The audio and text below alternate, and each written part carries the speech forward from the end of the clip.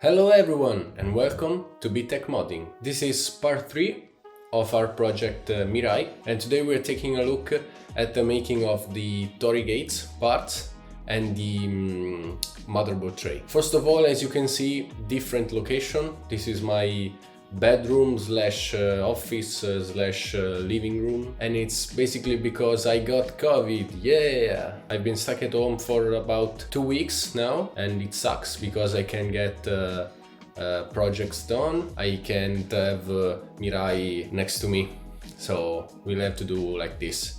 Also, if the audio is a bit different, it's because I'm using a different microphone, so I hope it's not too bad, or it might be even better, I don't know. So yeah, what you just saw at the start of the video was a little montage of the cutting of the Tori gates, the parts of the Tori gates, as well as the parts of the cable management cover, which I'll show you soon in this video. You also saw the cutting of some 2mm aluminum, and those were the details that will go onto the Tori gates. There were a lot of them. I can't remember exactly how many, but there were a lot, and they were very small pieces. I just sort of screwed them all together from one side to the other using I will show you the thingy if I was in the workshop, but maybe I can find a sample picture to show you what it is. One extra thing I did on the Tori gates after cutting them was polishing the edges, especially on the 10mm acrylic, because obviously the edge is much more visible. I still used a Datron end mill for the cutting, but my machine vibrates a lot, and it doesn't give me the result, the smooth result I want. So I polished that. If I remember correctly, I used 400 grit, 1000 grit, 2000 and 3000, and then I hit it with some polishing paste, which brought out the sheen very well. So now I'm showing you how I eventually used the 8mm aluminum little blocks that I made in the last video. Basically screwed those blocks to the bottom and top structural panels, and the extra holes on the edges serve to mount the Tori gates directly to the case structure. And here they are mounted together and waiting to be put in the case.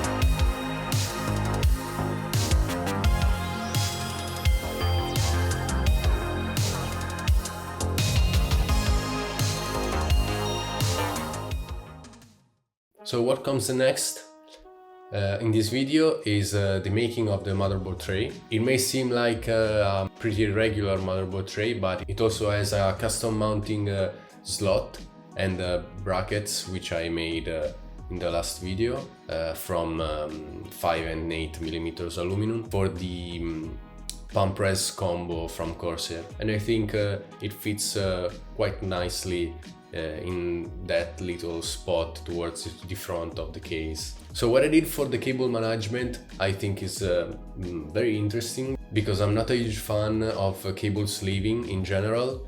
I don't like to make them, I don't like to make custom cables, and I just find these very overused, and perhaps I just find more interesting figuring out original ways to hide the cables instead of making them look beautiful, I guess. So to hold the motherboard there will actually be a 5mm aluminum panel which screws into the motherboard tray, so I don't have to worry about standoffs having to go through the motherboard tray, which is 15mm acrylic by the way, and save some space for the cable management, because behind the motherboard tray is completely open. It has a full cutout, and that's where the cables go. So it's just 15mm clearance, so it's likely not enough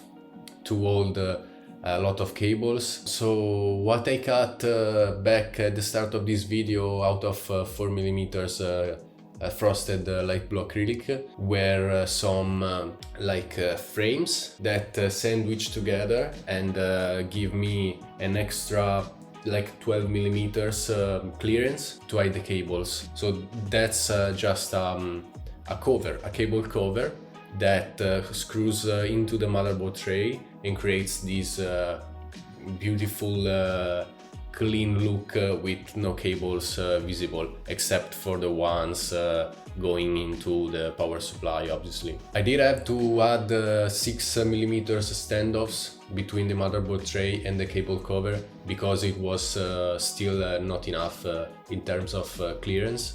I just needed that extra 6mm to have an effortless assembly. In order to fix the motherboard tray to the case, the front mounting was achieved by cutting a strip out of 8mm aluminum and mill a pocket on the acrylic so that that strip would sit flush and with the extra edge holes that I drilled, be able to mount it directly to the structural panel. As for the back, there wasn't much space to do so, and it wasn't going to have centered holes because 15mm with a 8mm pocket, and I had to have the holes at the center of that 8mm, so it wasn't a feasible option. What I did instead was drill directly the threaded holes on the edge of the acrylic. Problem is, as you already saw from the previous video, my drill press doesn't have a lot of clearance in terms of height, and the motherboard tray was huge. I did have to make another even jankier jig to fix the motherboard tray while I was trying to press the drill down and make the holes. Obviously I still use the old drill press. I wasn't quite able to film this process because there was too much going on, and I was trying to keep the drill press steady and meanwhile getting that lever down, and the acrylic would move a bit because it was probably one of the jankiest thing I've ever done. So in the end it worked out pretty well, so that's what matters.